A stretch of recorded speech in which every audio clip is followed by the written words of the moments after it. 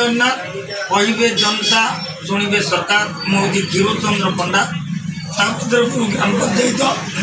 मालिया खोर्धा जिला मो पाखे अच्छा जयदेव ग्राम पंचायत मानस भई बापा होती नाण भई जे मानस भई दीर्घ दिन नड़ी राज्य सरकार शुणिले गोटे आमर अंतर्दय गृह योजना घर वार्कड़ मसे हम मिलगला किंतु दुखर विषय जे एपर्यंत कौन आकाउंट को टंका आसीना आसीना से घर करने संभवपर होना एणे राज्य सरकार कहते जो मैंने 3 मास भितर घर संपूर्ण करेंगे 20,000 टकर सहायता राशि देते किंतु केबे ठारू देवे एबे वर्षा दिन आसी जाउची आगामी दिन में से घर तोड़े केमती चिंतार अच्छा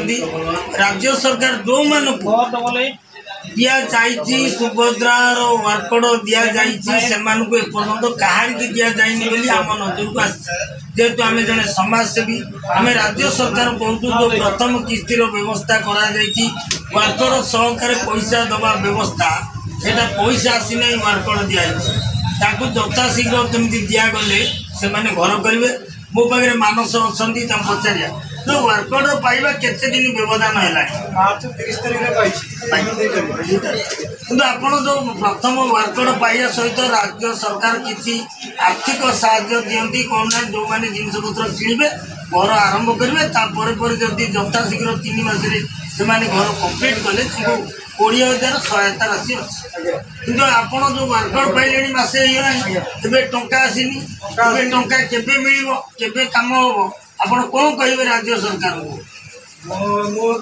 ठीक कहते भाई ना खाल जगह आप देखिए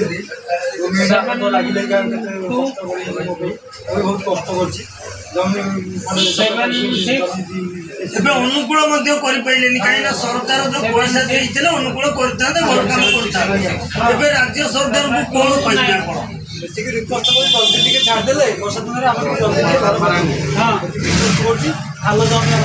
वर्षा हेल्ले पानी ठिया